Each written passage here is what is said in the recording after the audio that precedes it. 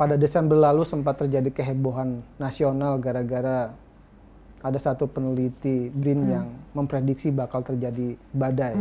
BMKG memang telah mengklarifikasi, nggak membantah, dan kenyataannya memang nggak terjadi. Gitu.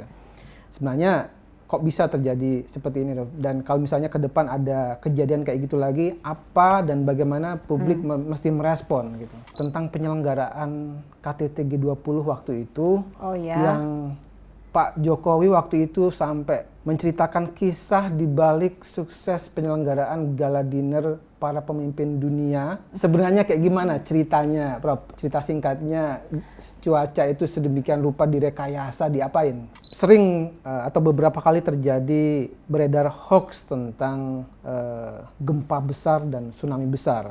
Yang saya ingat terakhir itu kemarin September lalu itu beredar hoax bahwa di Pulau Jawa akan terjadi gempa dan tsunami setinggi 20 meter.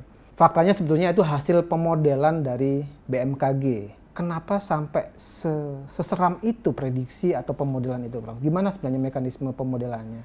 Pulau Kalimantan itu katanya bebas dari gempa dan karena itulah dipilih, Ibu IKN itu dipilih di sana. Menurut Prof gimana? Apa benar itu? Belakangan juga beredar informasi gempa yang di Turki itu, Prof. Katanya ini berkaitan dengan teknologi militer punya Amerika Serikat. Secara logika atau kajian ilmiah, ada nggak, Prof, teknologi tertentu yang bisa memicu gempa? Sangat dikhawatirkan kalau kita tidak berhasil menekan laju kenaikan suhu 2030 terlampaui Paris Agreement.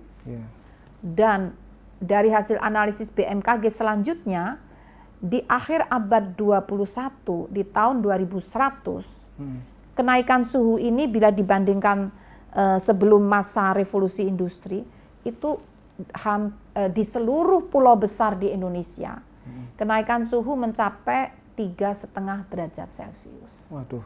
Bisa dibayangkan, sekarang 1,2 itu cuaca ekstrim makin sering. Dampaknya apa? Karena suhu yang semakin meningkat, lajunya ini, siklus hidrologi semakin cepat.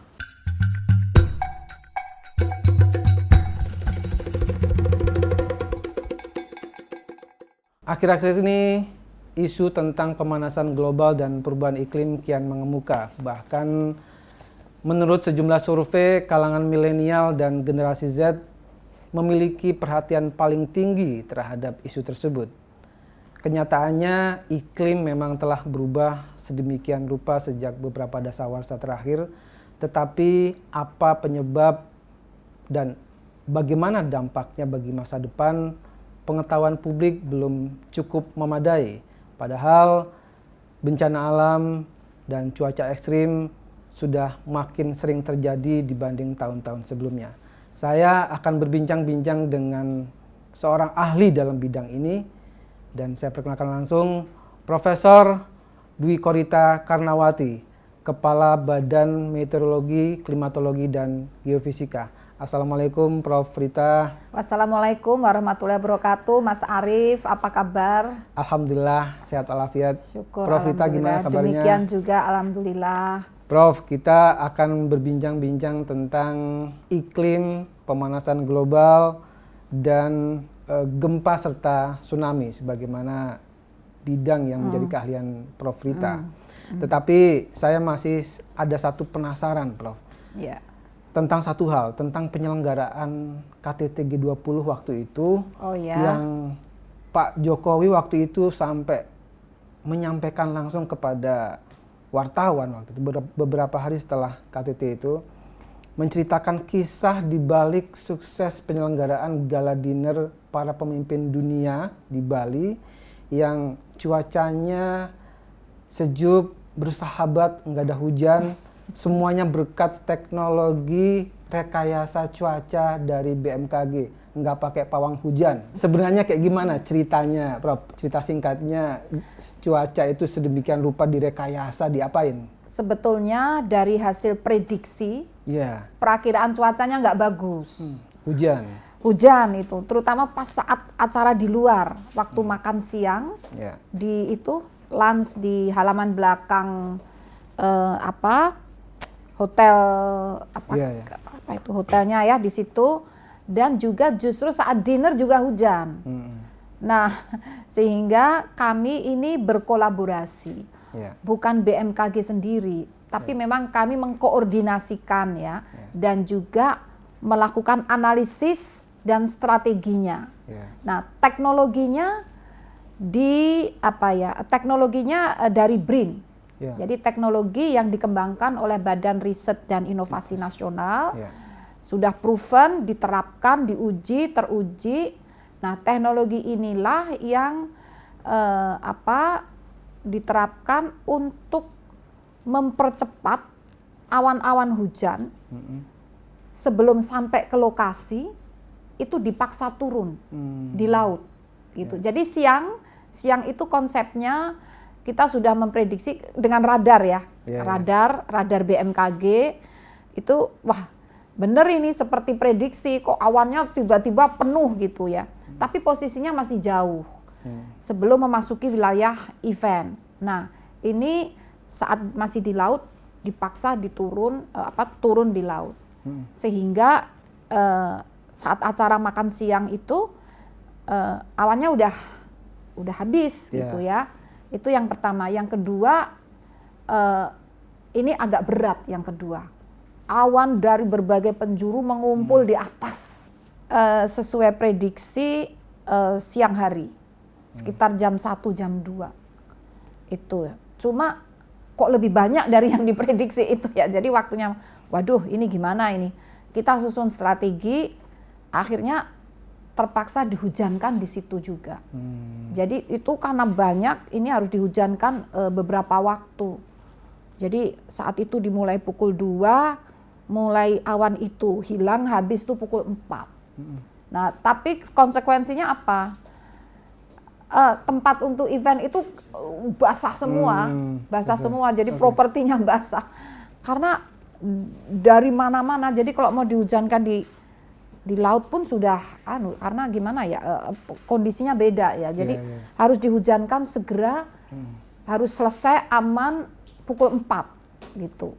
Nah, sehingga pukul 7 ya kalau kita akan basah semua itu semua. Hujannya lebat ya memang karena dipaksa. Sehingga cukup waktu untuk mengeringkan dan sebagainya. Nah, itu. Nah, jadi sekali lagi teknologinya dari BRIN, kemudian strateginya atau perakiraan cuaca, analisisnya, strategi kami atur bersama jadi dari BMKG bersama didukung salah satu pakar dari BRIN juga. Kemudian pesawatnya, jadi kan awan di atas nih nggak bisa diturun. Jadi yang membawa garam, jadi ini memakai garam NaCl untuk mempercepat kondensasi uap air di awan-awan tadi sehingga segera turun sebagai hujan.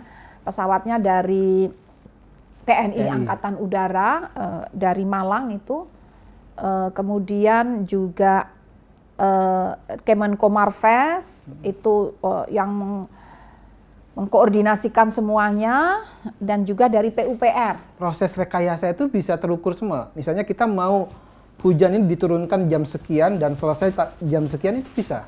Alhamdulillah bisa. Alhamdulillah ya. Selama fasilitasnya ada. Kalau kita mau menurunkan jam sekian tapi ternyata pesawatnya nggak ada juga nggak bisa kan? Atau ternyata garamnya kurang, itu juga nggak bisa. Makanya harus dihitung benar-benar. Kita siapkan berapa pesawat, nah ini harus ada perhitungannya. Berapa kali terbang ya, lalu garamnya ada berapa ton, jadi pakai ton itu garamnya. Nah jadi dalam perhitungan bisa. Ya apa ya istilahnya, itulah teknologi modifikasi cuaca yang dilakukan berkolaborasi dengan banyak pihak. Pada Desember lalu sempat terjadi kehebohan nasional gara-gara ada satu peneliti BRIN yang memprediksi bakal terjadi badai.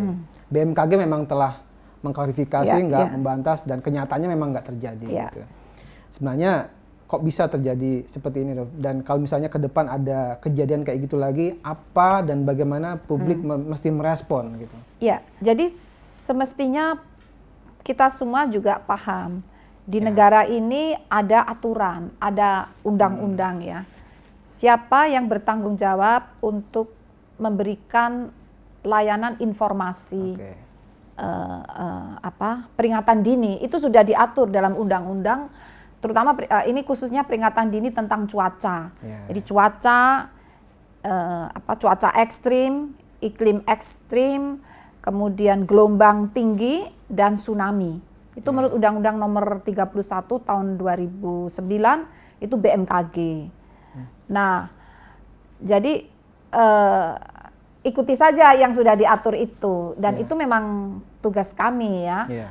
Namun kami sesuai undang-undang juga bekerja sama dengan BRIN. Artinya melakukan bekerja sama dengan menurut undang-undang kami bisa melakukan penelitian riset ya. Tapi kami lakukan itu bersama BRIN. Karena BRIN undang-undang sesuai dengan undang-undang yang melakukan riset, dan itu kami lakukan. Nah, namun hasil penelitian itu sebelum diterapkan dalam operasional itu harus diuji menurut standar yang sudah jadi ada standar ya untuk teknologi cuaca itu seperti apa. Contohnya yang sudah diuji itu modifikasi cuaca. Itu risetnya BRIN sudah teruji ya, terbukti berhasil berapa kali. Dan itu kami memakai, gitu. Jadi itu peran BRIN sangat vital di situ. Nah, khusus untuk BRIN juga melakukan riset untuk pemodelan cuaca. Ini kan berbasis pemodelan. Perakiraan cuaca itu dengan perhitungan matematik dalam yang kita sebut sebagai pemodelan fenomena alam, tapi dirumuskan secara matematika. Nah, itu BRIN juga melakukan, dan itu memang tugasnya ya. Bagus itu, kami sangat berterima kasih. Namun yang mengoperasikan bukan BRIN, yang mengoperasikan BMKG. Dengan menggunakan teknologi BRIN itu demikian rule-nya demikian. Nah, sehingga memang ada beberapa hasil riset yang tidak bisa langsung dioperasikan karena harus diuji coba. Dan memang dari hasil uji coba kami sebenarnya sudah siap untuk menggunakan teknologi itu, tapi dari hasil uji coba itu memang ada overestimasi, gitu ya. Jadi belum teruji ya, dan itu sebetulnya tidak mewakili BRIN. Kalau Bapak Kepala BRIN-nya sudah menyatakan itu bukan tugas BRIN, jadi kami itu tidak ada permasalahan apapun dengan BRIN. Jadi tapi mungkin publik kadang-kadang mengkaitkannya itu BRIN, bukan.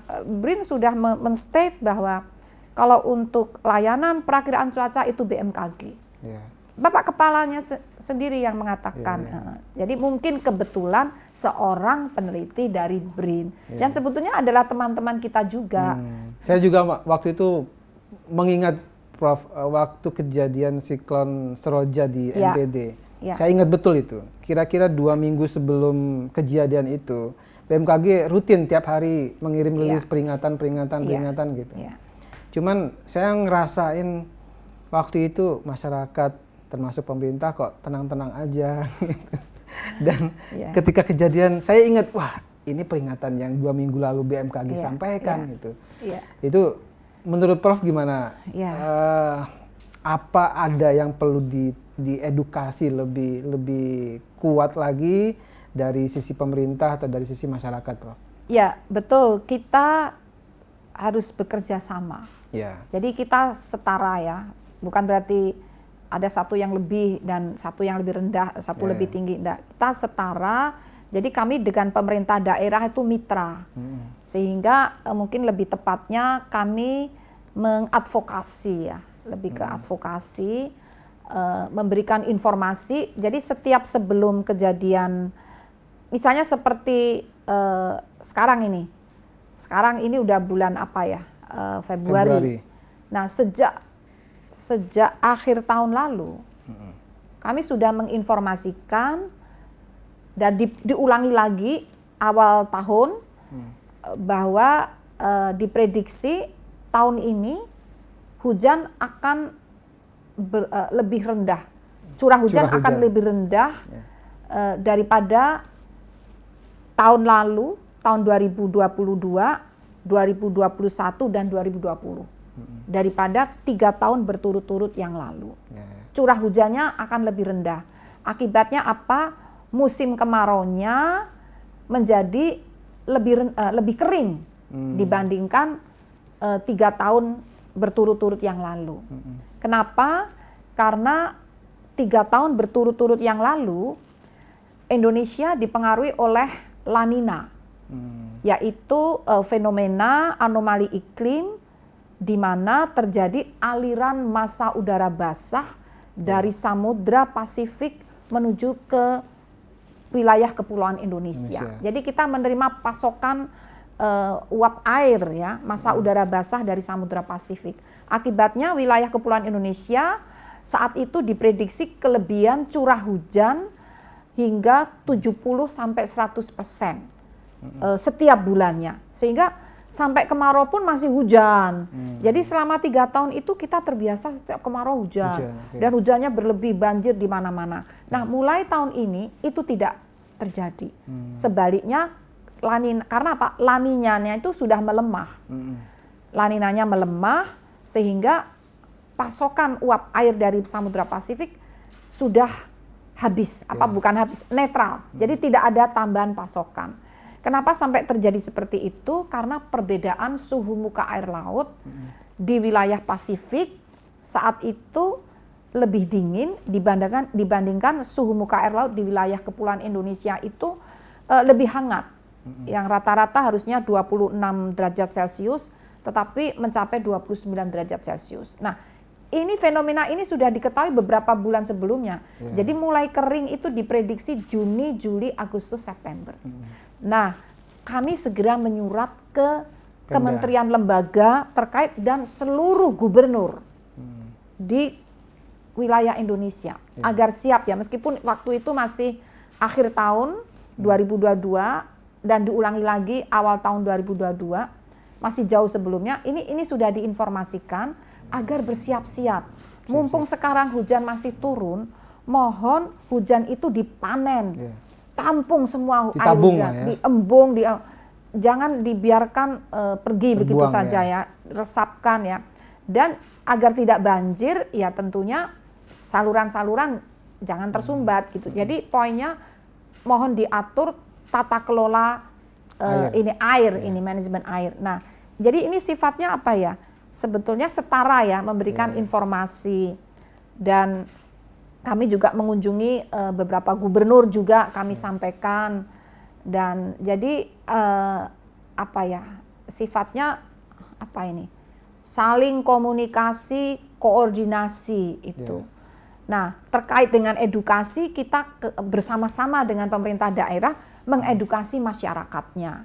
Nah, sehingga diharapkan dengan pendekatan ini nanti kalau musim kemarau kering itu karhutlat minim terjadi, bahkan diusahakan tidak terjadi, karena misalnya lahan-lahan kering ini dijaga airnya tetap terjaga di situ ya. Nah, kami juga rencananya melakukan TMC berikutnya, teknologi modifikasi cuaca untuk lahan gambut, karena lahan gambut itu yang paling rentan untuk kering, dan begitu kering itu bisa terbakar, mudah terbakar dan terbakarnya itu sampai dalam beberapa meter, sehingga kita perlu waktu beberapa bulan untuk membasahi lahan gambut agar muka air tanahnya naik. Kan perlu waktu beberapa bulan, dan lahan gambut itu luasnya jutaan hektar ya. Nah, ini perlu kerjasama dengan pemerintah daerah. Insya Allah pemerintah daerah saat ini sudah lebih waspada, karena kan beliau kan juga belajar dari pengalaman misalnya Badai Seroja, dan kami saat ini dengan sejak peristiwa Badai Seroja itu kami intens dengan gubernur, wakil gubernur, dengan Kalaksa BPBD itu. Jadi tapi poinnya itu tidak boleh berhenti, harus terus. Karena pemerintah daerah itu kan selalu berganti. Katakan ini sudah baik komunikasi tapi kemudian ganti lagi yang baru. Yang baru apakah kita harus mulai dari nol lagi ya? Nah, intinya ganti generasi itu juga terus, edukasi itu tidak bisa berhenti. Jadi seperti itu, memang benar edukasi itu penting, kolaborasi juga sangat penting, advokasi itu juga sangat penting. Siklon Seroja itu saya ingat BMKG memberitahukan kepada publik bahwa ini ada hubungannya dengan perubahan iklim. Ya, ya. Perubahan iklim dan pemanasan global ini menjadi isu penting nomor 2 bagi kalangan milenial dan generasi Z setelah isu korupsi. Jadi korupsi teratas dulu, kemudian yang kedua itu yang menjadi perhatian kalangan milenial itu isu perubahan iklim. Tapi informasi seperti saya bilang tadi, apa penyebab dan bagaimana dampaknya belum cukup gitu. Sebenarnya apa penyebab dari perubahan iklim itu, Prof? Penyebab utamanya itu adalah emisi gas rumah kaca. Emisi gas rumah kaca yang semakin hari semakin semakin terus meningkat hingga membentuk selubung gas rumah kaca yang menyelubungi atmosfer bumi kita. Jadi seperti selubung gitu ya. Nah, akibatnya apa? Saat sinar matahari sinarnya masuk ke permukaan, masuk ke atmosfer bumi sampai kepada permukaan bumi, ini kan harusnya dipantulkan kembali ke angkasa. Nah, tetapi saat kembali ini terhalang oleh selubung tadi, sehingga terpantul balik ke bumi lagi, sampai ke bumi, mantul ke angkasa, terhalang lagi, terpantul balik. Jadi terpantul kembali di dalam atmosfer, dan itu terjadi bertahun-tahun, puluhan tahun. Sehingga akibatnya apa? Karena sinar matahari pancarannya ini kan panas ya. Nah, kalau panasnya nggak bisa kembali ke angkasa kan ya ngumpul aja, terakumulasi di dalam atmosfer bumi kita. Dan akibatnya terjadilah kenaikan suhu.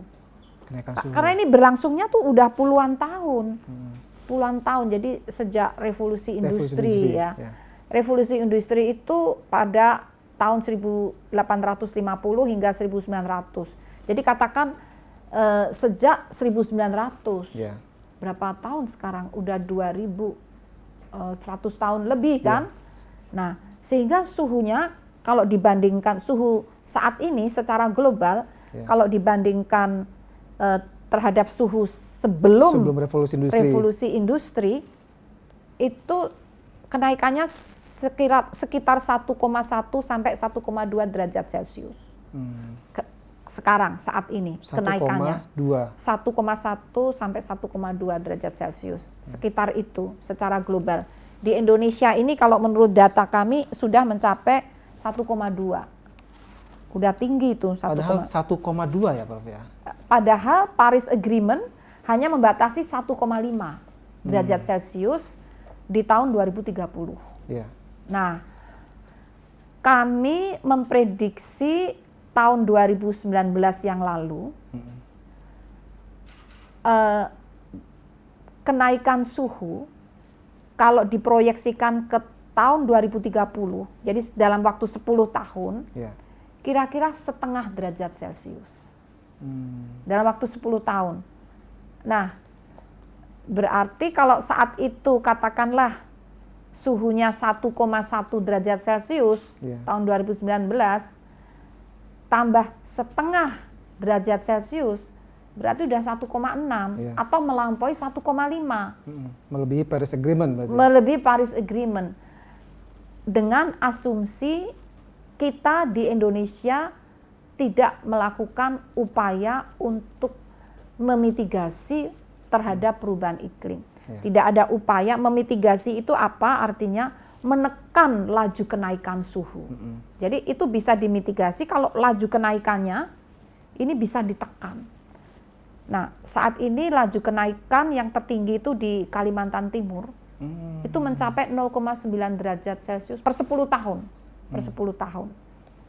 Nah, sehingga sangat dikhawatirkan kalau kita tidak berhasil menekan laju kenaikan suhu, 2030 terlampaui Paris Agreement.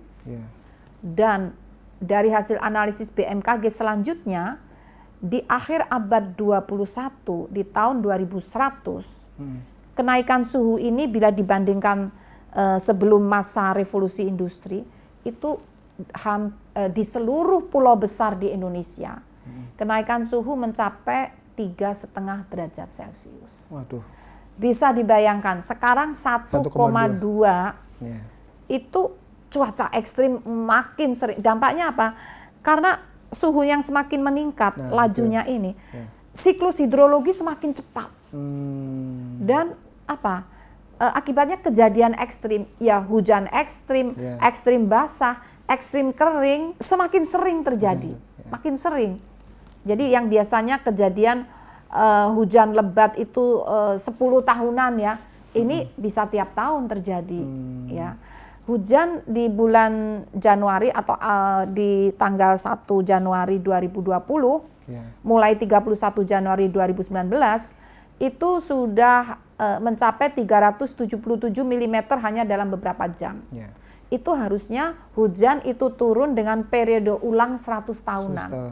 Jadi kurang lebih 100 tahun kemudian itu baru terjadi. Tapi itu sekarang belum sampai 100 tahun itu udah terjadi gitu.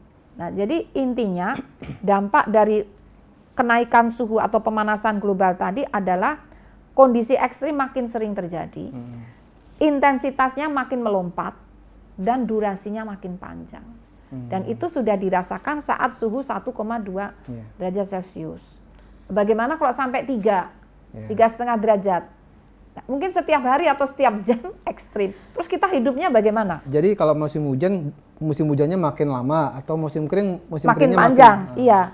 Dan kalau misalnya hujan lebat itu biasanya sekitar 30 menit ya, 40 menit itu udah selesai. Ini bisa masih hujan terus sampai lebih dari 1 jam gitu. Nah, itu penyebab tadi kita ketahui ya, karena emisi gas rumah kaca, antara lain CO2. Kenapa itu bisa terjadi? Kenapa emisi itu bisa terjadi? Nah, penyebabnya macam-macam, terutama CO2. Nah, CO2 ini emisi yang banyak dihasilkan dari energi fosil. Kendaraan bermotor. Ini ya. Kemudian juga industri. Kan pembakarannya kan mengeluarkan emisi CO2. Dan itu terjadi secara global, tidak hanya di Indonesia aja. Gitu. Nah, jadi penyebabnya adalah manusia sendiri itu. Dan diperparah hutan kita makin gundul. Padahal waktu TK, saya tuh ingat guru TK saya tuh menjelaskan pohon waktu itu contohnya pohon pohon kacang waktu itu. Ada daunnya. Nah, daun itu fungsinya untuk mengubah CO2 fotosintesis menjadi O2 gitu ya. Makanya kalau di banyak daun rindang itu, pohon rindang kan sejuk ya, tidak panas. Itu karena CO2-nya banyak. Di siang hari. Kalau di malam hari kan kebalik. Ya, malah mengeluarkan CO2 gitu ya. Nah, ini di siang hari. Saat panas. Jadi Tuhan itu memang sudah sangat sempurna ya. Saat panas yang dibanyak keluarkan adalah O2.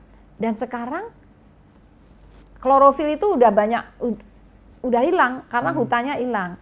Nah, sehingga produksi emisi CO2 meningkat, tapi yang mengubah menjadi O2-nya nggak ada, semakin berkurang. Nah, itu antara lain dari situ. Itu terutama. Yang sudah pasti dampaknya seperti yang selalu disampaikan oleh BMKG, dampaknya adalah bencana hidrometeorologi. Dari mulai hujan, banjir bandang, longsor, angin puting beliung, angin kencang, termasuk gitu. badai ya, siklon, badai tropis itu ya. Nah, selain itu apa lagi dampaknya, Prof? Hidrometeorologi kering, kebalikannya kekeringan di mana-mana ya. Terus karhutla ya, karena kering dampak lanjutnya karhutla. Itu kalau di negara benua itu juga mereka mengalami gelombang panas. Nah, kita diuntungkan lautnya lebih luas. Pulau-pulau di sela-sela laut yang lebih luas, 60% kita laut. sehingga air laut itu dan penguapannya kan ini ya, itu mendinginkan, jadi melindungi kita dari gelombang panas itu tidak terjadi. Prof, saya pernah baca buku karangan jurnalis Prof David Wallace, itu judulnya Uninhabitable Earth, jadi bumi yang tidak dapat dihuni gitu. Isinya memang suram semua isinya Prof. Jadi perubahan iklim ini berdampak nggak hanya hidrometeorologi tapi juga penyakit, wabah, ya, betul. Kekeringan yang bisa krisis air, betul, ya. Pangan, akhirnya ke sana. Ya, bahkan katanya orang kota terutama makin sering marah-marah karena panas. Itu benar berarti? Ya, mestinya kalau itu kita semua sudah merasakan. Memang beberapa penyakit ini ada pengaruhnya ya. Itu mungkin yang bisa menceritakan ahli kesehatan ya. Itu kalau yang jelas dengan adanya perubahan iklim ini, cuaca iklim menjadi tidak menentu. Jadi terutama petani yang terkena. Jadi mereka kan punya ilmu titen ya, sudah mengikuti ilmu turunan dari nenek moyang. Kalau akan tanam bulan apa, musim apa, nanti panen musim apa. Sekarang itu kacau semua. Jadi salah perencanaan. Maunya ini bulan ini biasanya tanamnya yang cocok apa? Misalnya tanam tembakau gitu ya, atau tanam padi gitu ya. Ternyata nggak cocok gitu. Nah, jadi petani memang yang sangat terdampak, dan dampaknya apa? Ketahanan pangan. Kalau gagal panen terus, terus lumbung padinya menjadi krisis, lumbung padi krisis padi kan lucu, krisis beras gitu. Nah, ini terjadi akibat dari perubahan iklim tadi. Makanya kami mencoba mengantisipasi hal tersebut dengan beradaptasi. Beradaptasi itu artinya apa? Perakiraannya kami perkuat, perakiraan musim. Misalnya ini nanti musim kemarau akan lebih kering dari 3 tahun sebelumnya, dari 3 tahun berturut-turut sebelumnya. Sehingga tahun lalu petani musim kemarau bisa menanam tanaman yang perlu banyak air. Sudah 3 tahun berturut-turut, cocok ini, banyak air ini cocok. Besok gagal, kasihan kan? Jadi sudah kami berikan informasi itu. Jadi kemarau nanti kering, siapkan tanaman yang tidak butuh banyak air. Itu agar panennya tidak gagal. Itu. Jadi petani nelayan juga biasanya musim tertentu mencari ikan ya di tempat-tempat tertentu. Nah, kami memberikan edukasi edukasi kepada nelayan sehingga nelayan bisa tahu kapan bisa melaut, menangkap ikan. Jadi sudah tahu kumpulan ikan itu ada di mana. Itu para nelayan, ada beberapa nelayan di NTT yang korban seroja itu, mereka bisa selamat. Karena mereka alumni Sekolah Lapang Cuaca Nelayan BMKG. Alumni. Nah, jadi mengikuti info-info BMKG terus dia tahu. Nah, terus seluruh kampung itu dia ajak mengungsi.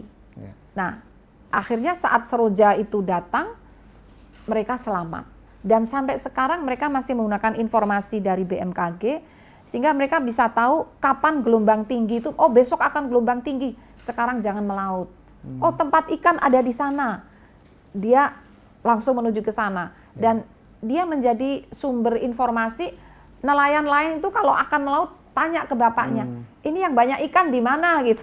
Terus dikasih tahu gitu. Jadi kayak informan dari banyak nelayan lainnya, seperti itu. Indonesia termasuk salah satu negara yang terlibat dalam upaya penurunan emisi gas rumah kaca. Ya, emisi ya. Ya, tapi di satu sisi Indonesia sedang ancang-ancang untuk tancap gas menjadi negara industri. Artinya ya di satu sisi Indonesia harus ikut menekan emisi, tapi di sisi lain ada risiko untuk meningkatkan emisi melalui industrialisasi. Dan bahkan Indonesia juga sedang membangun ibu kota negara baru di Kalimantan Timur yang itu katanya paru-paru dunia. Menurut Prof Rita, bagaimana, Prof? Ini apa harus ada yang dikorbankan atau ini bisa sejalan seiring, Prof? Menurut kami itu bisa seiring. Karena apa? Industri bersih itu bisa. Kita di Indonesia tuh bisa saja menggunakan industri bersih. Caranya bagaimana? Kan yang dibutuhkan energi. Untuk industri itu kan butuh energi. Dulu sumber energi menggunakan fossil fuels. Jadi sumber daya energi dari fosil ya. Sekarang kan sudah bisa menggunakan renewable energy. Bisa menggunakan hydropower ya, atau menggunakan tenaga matahari ya, tenaga matahari, atau energi listrik ya, atau renewable energy yang lain gitu ya, atau saya tahu kawan-kawan dari BRIN, dari beberapa lembaga riset itu terus menggalakkan riset-riset tentang energi bersih, clean energy. Itu yang menjadi tumpuan industri kita. Dan bahkan kita sudah mulai digalakkan kendaraan pun menggunakan listrik ya, dengan terutama listrik ya yang banyak ini. Kemudian juga dengan yang dari tumbuhan itu ya, dari minyak tumbuhan itu juga ada kendaraan. Jadi industri bisa berjalan dengan menggunakan energi bersih itu. Kemudian tentang ibu kota, itu kan memang dirancang kota eko, kota yang green city, green smart city. Jadi bisa saja. Asal itu kan disiapkan, dan saya tahu itu disiapkan benar-benar, Pak. Dan berkolaborasi dari banyak pihak. Bahkan yang saya lihat rancangannya itu selain green juga di situ air. Airnya sangat kota air gitu ya. Jadi sangat tertata seperti itu. Insya Allah dengan demikian bisa saling beriringan secara berkelanjutan. Dan semua itu kan ada analisis dampak lingkungannya. Meskipun kita sudah merancang green gitu ya, tapi kan tetap harus ada analisisnya. Kira-kira mau seberapa besar dampaknya terhadap lingkungan, dan selalu ada monitoring. Jadi indikator lingkungan apa yang selalu dipantau agar bisa memberikan early warning kalau ini sudah melampaui ambang batas. Itu mekanisme itu sudah ada, dikelola oleh Kementerian Lingkungan Hidup. Seperti itu. Baik, Prof. Sekarang saya mau beralih ke tema tentang gempa dan tsunami, Prof. Baik. Sering atau beberapa kali terjadi beredar hoax tentang gempa besar dan tsunami besar. Yang saya ingat terakhir itu kemarin September lalu itu beredar hoax bahwa di Pulau Jawa akan terjadi gempa dan tsunami setinggi 20 meter. Faktanya sebetulnya itu hasil pemodelan dari BMKG, gitu ya. Yang pada tapi kemudian disalah tafsirkan itu semacam perkiraan atau prediksi. Gitu. Ini ternyata itu hasil pemodel dari BMKG. Pertanyaan saya, kenapa sampai seseram itu prediksi atau pemodelan itu, Prof? Gimana sebenarnya mekanisme pemodelannya? Sebetulnya riset studi tentang kegempaan dan tsunami itu sudah cukup banyak.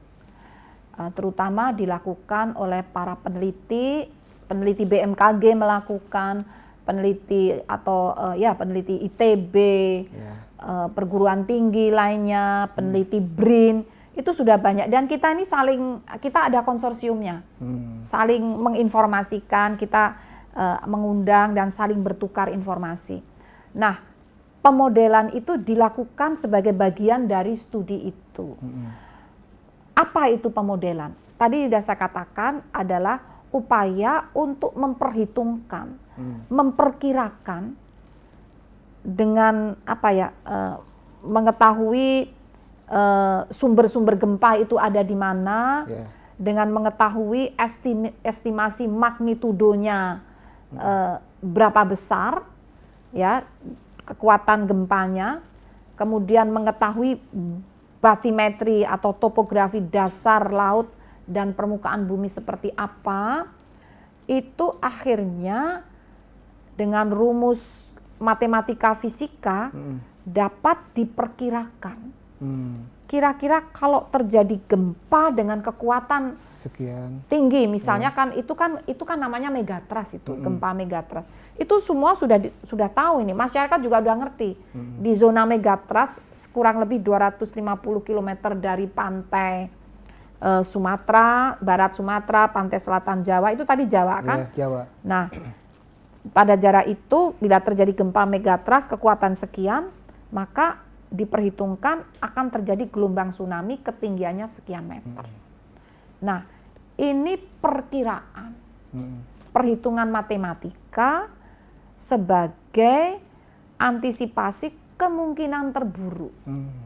Kemungkinan terburuk itu kejadiannya bisa, artinya kemungkinan terburuk itu probabilitasnya tidak, bukan yang most likely ya. Jadi probabilitasnya jauh lebih kecil daripada kemungkinan yang paling mungkin. Nah, secara alamiah kemungkinan yang paling mungkin itu paling mudah terjadi, tetapi kekuatannya tidak dahsyat.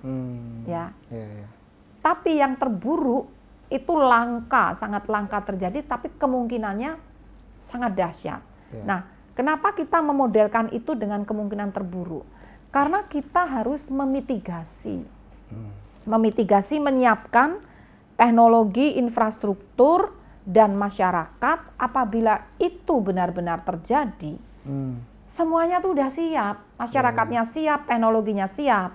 Nah, jadi pemodelan itu yang dianggap menakutkan, tapi itu perlu dilakukan, ya, agar masyarakat dan teknologi kelengkapan sarana prasarana itu siap. Tapi kami selalu memberikan sosialisasi, edukasi bahwa ini itu belum tentu terjadi. Karena kemungkinan terburuk itu relatif paling langka kejadian. Namun yang langka itu bisa saja terjadi kapanpun. Kita nggak ngerti. Kita bukan Tuhan, kita nggak ngerti. Itu hanya upaya kita untuk berjaga-jaga. Seandainya terjadi, semuanya sudah siap. Kalau kejadiannya tidak seburuk itu, wong yang buruk aja siap, apalagi yang nggak buruk, kan pasti lebih siap gitu.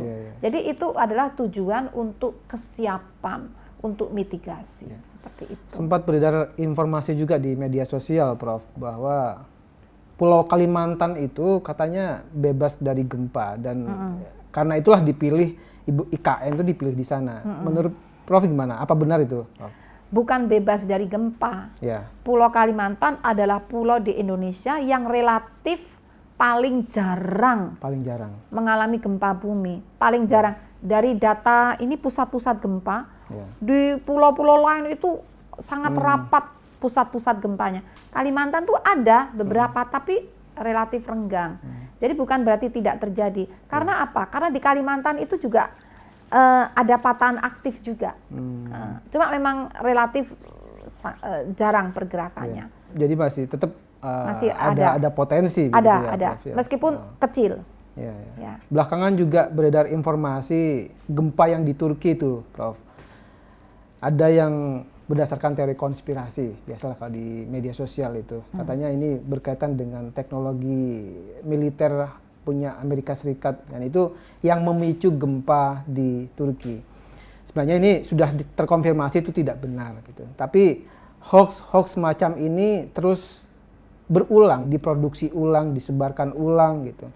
Nah, menurut Prof Rita, apa yang perlu diperdomani oleh publik ketika muncul isu-isu seperti itu? Kan kalau nggak salah gempa di Aceh juga dulu muncul isu dipicu oleh teknologi militer tertentu gitu. Nah, kedepannya bagaimana, Prof?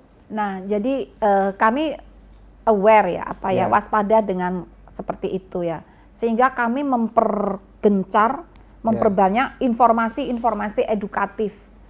Ada di Instagram atau maksudnya di sosial media.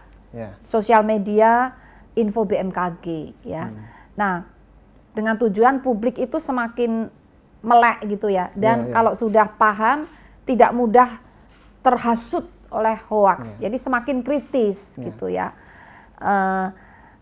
Sehingga kalau ada info-info yang mencemaskan, itu langsung aja berinteraksi dengan sosial media BMKG atau telepon ke call center BMKG 196, tanya aja langsung. Jadi kami membuka ini, dan kami juga sebelum ditanya kami juga biasanya menayangkan info-info edukatif untuk menjelaskan itu. Jadi seperti Turki itu jelas bukan, itu memang benar-benar gempa betul itu ya. Secara logika atau kajian ilmiah ada nggak, Prof, teknologi tertentu yang bisa memicu gempa? Kami belum pernah melihat ini ya. Jadi gini, maksud saya gini, ledakan nuklir itu bisa, ledakan nuklir, ya. Tapi gelombangnya itu beda. Tipe karakteristik gelombangnya. Jadi ledakan nuklir itu kami juga memonitor. Kalau ada tes nuklir di mana itu bisa terdeteksi. Tapi beda itu. Jadi kalau getaran ini pasti gempa biasa, gempa alami nuklir, gitu. Kalau yang ini nuklir ada. Nuklir.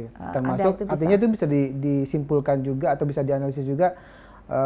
Misalnya terjadi hoax teknologi yang di Turki itu udah enggak, kalau itu pasti. Kami udah cek di mana itu tidak ada indikasi apa ledakan apa itu tidak.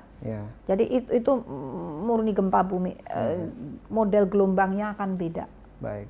Baik Prof. Mungkin ini pertanyaan tema terakhir, Prof. Apa yang diharapkan atau proyeksi dari BMKG untuk pemerintah masa depan, pemerintah setelah 2024 untuk meningkatkan kepedulian masyarakat dan pemerintah terhadap perubahan iklim, terhadap bencana alam dan lain-lain. Soalnya Prof Rita masih ingat lah kemarin waktu gempa Cianjur, Prof Rita diundang ke DPR gitu, DPR-nya malah bercandaan gitu, Prof. Nah ini cerminan kurangnya edukasi masyarakat atau gimana, Prof? Mungkin untuk DPR itu perlu kami luruskan. Sesungguhnya itu nggak seperti yang di video. Sebenarnya gimana, Jadi, Prof? Sesungguhnya itu beliau sangat concern, malah meminta kita untuk harusnya keluar, Bu, kan? Ya kita keluar, dan akhirnya kita di cut sidangnya, beliau yang ingatkan untuk segera keluar, itu ya. Tapi mungkin saat respons awal, itu kan orang pada panik, mungkin maksudnya untuk menenangkan, mungkin. Tapi aslinya, kejadian aslinya nggak seperti yang di itu ya. Nah, tapi tadi pertanyaannya,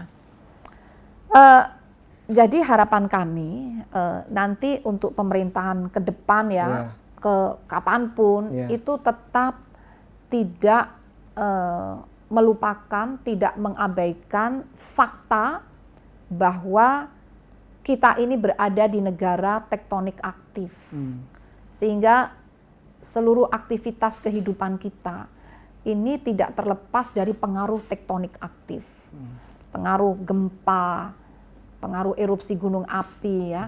Nah, konsekuensinya apa? Ya kita dalam membangun infrastruktur itu harus disiapkan untuk benar-benar tahan terhadap gempa tadi.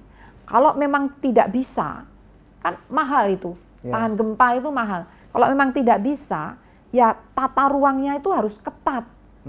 Di zona yang kira-kira guncangannya kuat, itu jangan untuk pemukiman yang padat ya.